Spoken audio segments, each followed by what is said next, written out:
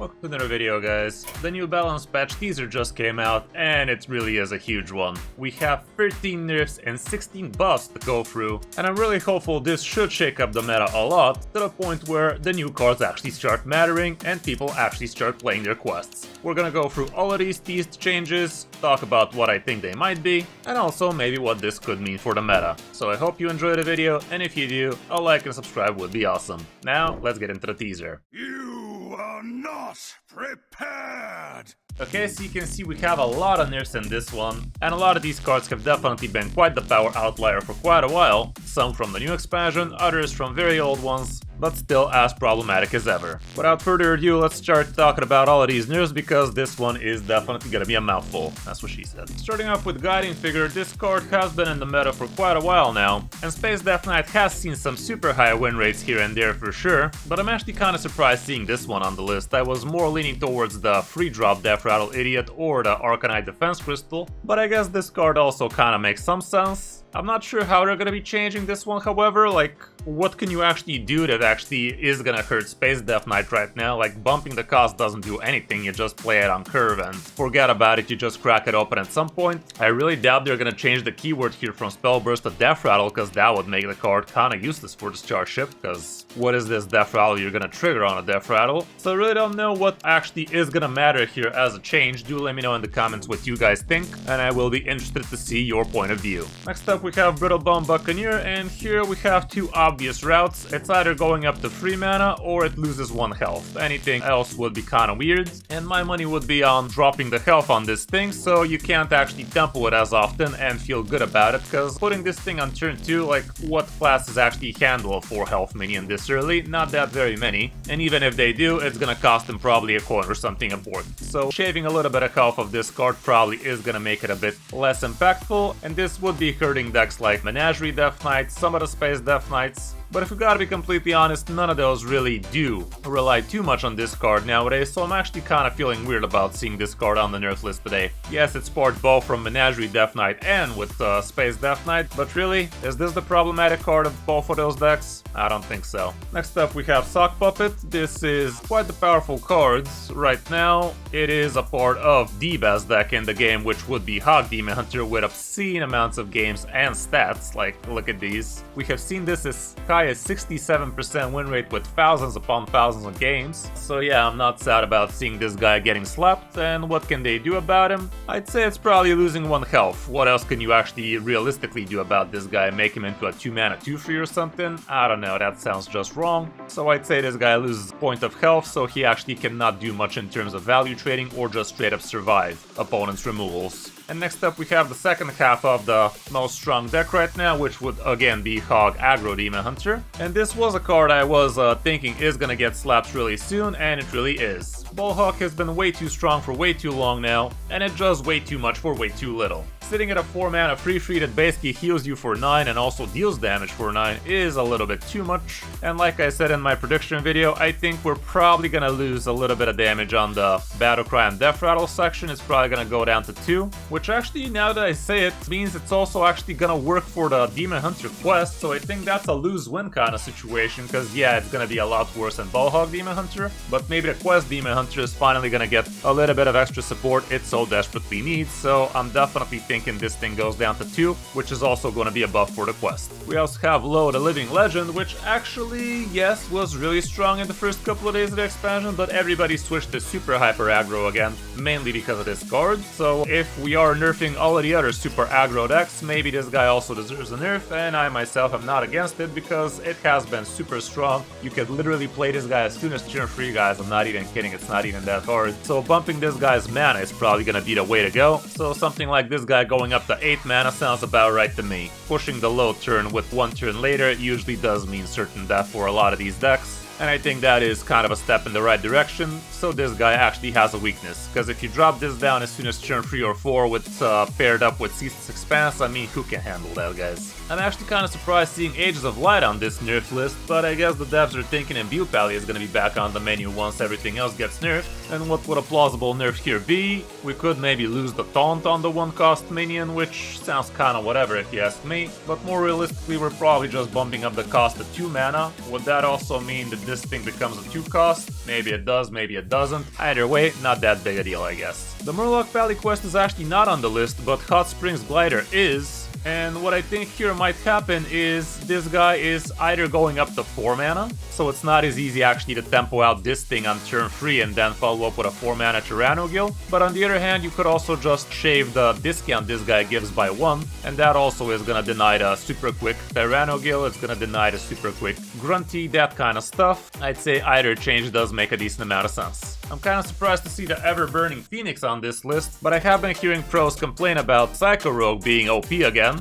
and this is definitely a staple of that card. I did say in the prediction video that something definitely needs to get toned down of Psycho Rogue, and I guess this might be the way to go. But what could you really do about this card that actually nerfs it well? If you guys noticed, we also have this in the teaser image, so this means this guy is also coming back to Wild, so the change must be good. But how can you really change this card without completely making it obsolete? I really don't know. Do let me know in the comments what you guys think might this change. Bumping it up to 5 mana, would that really do anything? Maybe even to 6? Something along those lines. I really think it has to be something drastic if this card gets enabled back in Wild, because there it really was Wild in. We also have Wilted Shadow on the list, and I actually am happy about this thing getting nerfed, because it was actually rising in power and popularity quite a lot lately. Plenty of people have been complaining about Wilted Shadow being a little bit too OP for their liking, and I myself am not against this guy getting clapped, because there were plenty of ways of actually getting this guy back on the board for you, and then straight blasting the opponent's face for 14 damage like that, a little bit too annoying for most. What can happen here? Maybe shave off the costs as well as the attack, like make it a 6 mana 5/6 or something like that. Sounds about right to me. I'm pretty sure it has to be something along those lines, but we will see how that goes. We also have Brain Masseuse on the list as expected. Fishing Priest has been a little bit too strong with this one. Also Aggro Hog Demon Hunter could abuse this card instead of the Splitter Spear that's also getting nerfed. And what can happen here is it's either losing 1 attack or 1 health. My money again would be on the 1 health aspect, so it's actually a lot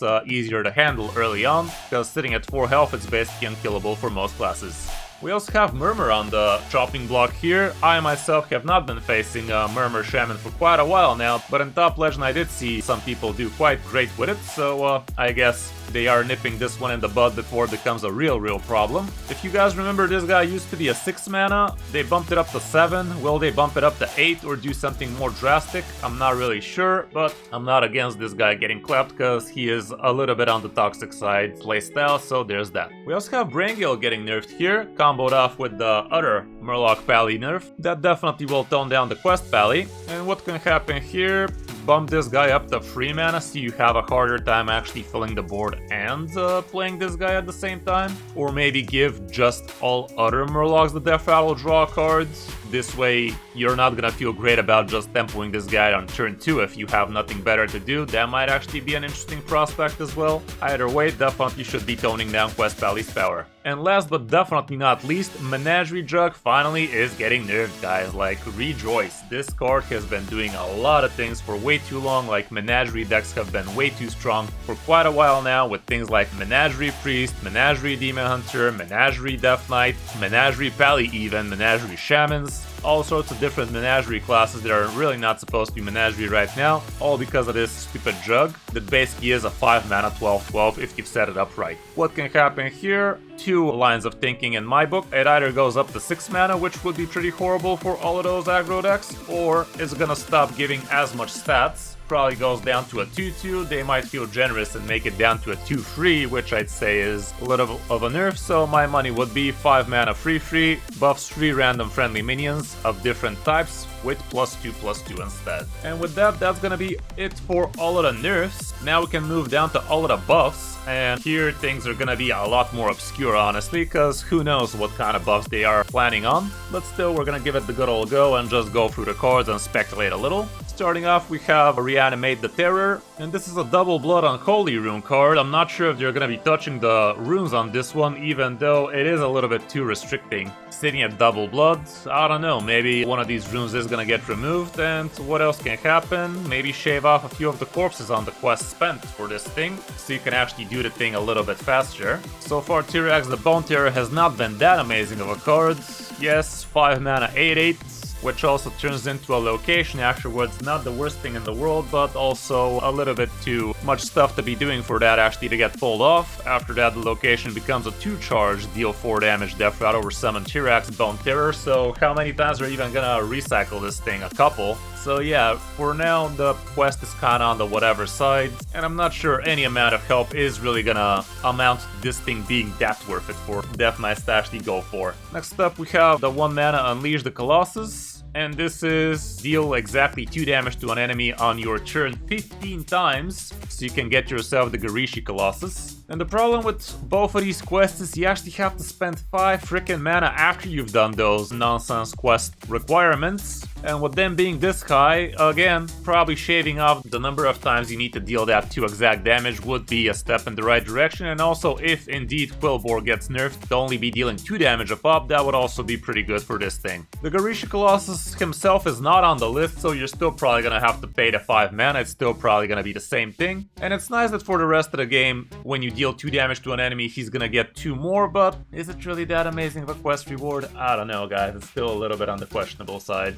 But I do myself plan to actually try something along these lines if these buffs really do happen. Next up we have Entomologist Toru, and this guy feels just weird and wrong. I have this guy in signature and still don't know what the hell I'm gonna be doing with this guy. But right now he's a 9 mana 7/7, put each minion in your hand into 0/1 jars that cost 1, break them to release the minions. I guess some obscenely big demon hunter could use this guy somehow, but I really don't see how that was gonna happen, guys. Like, how are you gonna stall this long for this payoff to be worth it? Like, even if you buff this guy to an 8 mana or heck even a 7 mana, would you really be feeling okay going for that route? I really don't know. For now, the situation is a little bit on the crappy side. Maybe some cliff dive hunter could use this guy, and this guy being a low roll pull, the rest being all sorts of different big demons or something like that but yeah, I really don't see how this guy's gonna be that amazing. We also have the Garishi Wasp, another quest demon hunter buff, and this guy's sitting at 6 mana 2/8, do nothing basically, no taunt, no rush, no nothing, is kinda on the fucky side. Getting yourself a 1-cost Garishi Stinger definitely is amazing, being able to deal 2 damage to the opponent's face and also getting a 2/1 rusher, basically double ticking your quest. But he is sitting a little bit too expensive, he's sitting a little bit too useless, so I'd say you either drop his mana down to 5 mana, maybe shave a little health, or give it something like rush or taunt. That might give it a little bit of help, but I guess we will wait and see what route they decide to go on to. Moving now to the hunter quest, and here we have the food chain, which has been quite the hard quest to actually complete. Definitely not the hardest out of the lot. You could actually consistently-ish complete this quest around turn 5 or 6 if you know what you're doing, but the quest reward right now is sitting a little bit on the whatever side. Yeah, he is kind of cool sitting at 5 mana, has rush, and also gives you a random 8, 6, and 4 attack beast and set their cost to 2. But if you're noticing, the buff is supposed to be on the quest, so I guess they're not touching this card. So what can they really do with a quest text like this? Like, maybe add something like, when you play this quest, also draw a card or some nonsense like that? So I really don't know, guys. Do let me know in the comments what you guys think, because I'm really not sure how you can buff this quest without actually touching the quest reward itself. We have another card that has seen absolutely zero play as soon as it came out, and this is the 7 mana 7/7 Titanographer Us. Gains a random Titan ability in your hand that changes each turn. And honestly, this is such a sucky card, guys. Like, how is this thing even working in Hearthstone right now? Feels like such a Tavern Brawl card, really. I have no idea what they can do to this card that actually makes it playable, like shaving off a mana or 2 maybe, or maybe when played discover a Titan ability in your hand. I don't know, it's just pretty whatever cards. It's actually an interesting prospect to give it a discover mechanic, because that would actually support the quest right now, giving you an extra discover option, even though he is sitting a little bit too expensive for that to be amazing. But I don't know, right now just getting a random Titan ability, that's just bad. What do you do if you get the Warlock Titan abilities? Like, most of those revolve around the portal, and you don't have a portal, do you? So all around a very, very weird card to really even think about what they could be doing to it. We also have Reach Equilibrium getting buffed, and obviously here they're gonna have to shave down the quest requirements. It's not that they're that big of quest requirements, like for the Shadow spells for instance, all you gotta do is get yourself the drink and you're basically halfway there, but still, having to cast 5 of each tribe is a little bit too much, so I'd say dropping these down to 4 might make it a bit more playable, even though this deck probably needs a lot more help than that, because look at this, it's sitting in the 30s. Fly and Wait is another interesting card that I really thought is gonna have a lot of decent potential in the real meta, but so far as you see, oh my goodness, it has 15% win rate on some of its iterations. That's actually absolutely brutal. But yeah, what can they do about this card? Again, it's listed as the quest getting buffed, so again, the only thing that I'm thinking about here is either give it card draw on turn 1, when you play it also draw a card so your mulligan phase is not as sucky, or drop the requirement down to 4 times, which probably is going to make it a little bit too easy, but then again, this really needs some help right now, doesn't it? The quest reward itself is pretty awesome. The 5-mana hero card, Master Dusk, Battlecry, summon 2 free ninjas with stealth, and your ninjas now shuffle back into your deck when they die, is actually kinda awesome. But given that they did not list this guy as getting buffed, I'd assume the quest is the one that gets touched, so everything here probably remains the same according to their image. We also have Opuri Unseen getting a buff here, and what can really happen for this card to feel good? 6-mana card in Rogue, a little bit too expensive in it. If I had to buff this one, I'd definitely shave down the mana to 5 minimum, maybe even 4. That's also probably gonna result in shaving the stats of this card, so 5 mana 5/4 sounds fair to me. It's a freaking legendary, guys. It's supposed to be good. Right now, this card is kind of on the whatever side. Yeah, Battlecry combo and Death Rattle cast Fan of Knives is not the worst thing in the world. Like, if you actually play this to combo it off with the 1-mana mini pirate guy or just with the coin, kind of sounds good being able to have 2 damage AoE like that and also draw a couple of cards, but so far this has not seen too much play, so I'm not sure if that really is going to help it all that much, but it's definitely a step in the right direction. We also have Underbrush Tracker sitting at a 7-mana 5/5. Rush, costs 1 less for each time you shuffle cards in your deck, and given that the quest requires you to shuffle 5 times, I'd assume this guy also might lose a little bit of his mana, so he is a little bit easier to get played earlier, so making it a 6-mana 5/5 rush sounds kinda fair. All you gotta do is actually play a couple of shuffle cards that way for this guy to start cheating out mana for you, sitting at a 4-mana 5/5 with rush. That also makes it pretty solid, so yeah, buffing the quest plus this guy combined might actually be kinda worth it. We also have Spirit of the Mountain getting buffed here, and this thing requires you to play 7 minions of unique types to get yourself the reward Ashelon, which is actually also on the picture here, guys. So apparently both of these things are getting toned down somehow, or more like toned up. So with the Shaman quest requiring you to play 7, I'd say this thing goes down to 6. Make it a little bit easier to actually do this a little bit faster with all the different types of different minions you will be playing in this one. It's not actually that hard to get this thing down to turn 5, turn 6. But given they're also buffing the quest reward itself, which is Ashelon, which has 5 mana 8/8, and it adapts twice for the rest of the game, give minions you play those adaptations, it's actually a pretty decent reward, like getting yourself something like Divine Shield and Taunt, Poisonous and Taunt, that kind of stuff, makes all of your next minions quite harder to deal with, but it definitely is not easy for that to happen, so something needs to get changed with this guy as well, apparently. My money would be this guy adapts 3 times. That might make it a little bit better for the rest of the game, even though if you manage to actually stabilize with this guy, I'd say even 2 adapts are fine enough. Some people even did abuse this guy with shutter blocks, so you can actually triple do it and stuff like that, which was kind of amazing. But it's a little bit on the greedy side, a little bit on the win more kind of side, if you ask me. He's also an elemental beast, which does matter because we also see that this guy is getting buffed, but we'll talk about him a little bit later. We're almost done with all of these buffs. That's quite the long video now in it, and we have both the Warlock quest and the Warlock quest reward here. And the Warlock quest required us to play 6 temporary cards to get ourselves the Underfell Rift. Again, the buff here probably would be to play 5 cards instead. Sounds like adequate thing to be doing for the quest to be a little bit easier to complete. And as for the reward, this thing is a 5 mana open a rift to Underfell, throw a card in to summon 2 random fell beasts. The random fell beasts are definitely decent, getting yourself things like Taunt Reborn, Charge Elusive, Rush Lifesteal, definitely pretty awesome. But having to pay 5 mana for the rift is probably a little bit too expensive as well. So would they really shave the mana cost of this thing? We do have the Mage quest rewarding you a free mana quest reward, so I guess this might also go down to a free mana quest reward. I guess time will tell on that one. And now we're moving down to the Cloud Serpent, which I was talking about doing the Shaman stuff, and this guy can actually give you a copy of your quest reward, guys. That is actually kind of awesome. And now that I said it, if they actually make the Shaman quest as well down to a free mana, and if this guy also goes down to a free mana, technically you could do something like a turn 6, play this guy, hopefully copy copy yourself the quest rewards, play that guy, and adapt 2 times instead if it's really going down to 3 mana.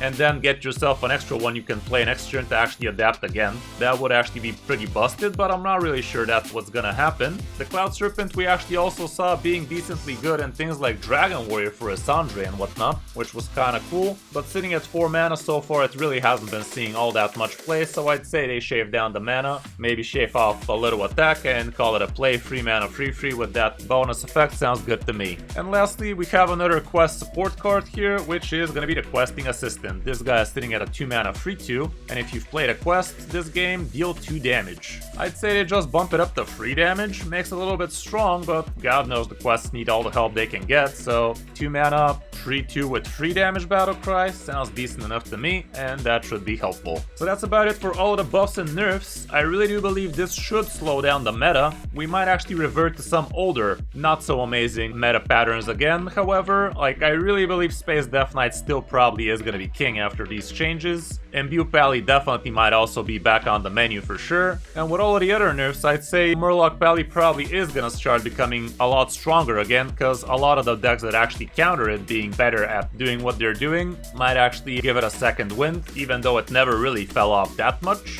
But I do believe the Murloc Pally should remain quite relevant, quite strong, and probably still the best quest deck out there. Even though with all of the buffs that the quest decks are gonna be seeing, I'd say some of these actually have a real chance of being a meta shakers. We will be seeing these nerfs go live tomorrow, around the time where this video came out, and also the patch is gonna go live tomorrow, probably 1 hour after the real patch goes live, so I will be covering all of the real buffs and nerfs tomorrow as well, so you guys know what you could be expecting out of the meta. And I'm also gonna be live right after the new patch goes through, so I can start showing you the new best decks after the patch. Hope you enjoyed the video, and if you do, a like and a subscribe would be awesome, and thanks for watching. I'm Kris05, and I'll see you in my next video, or stream.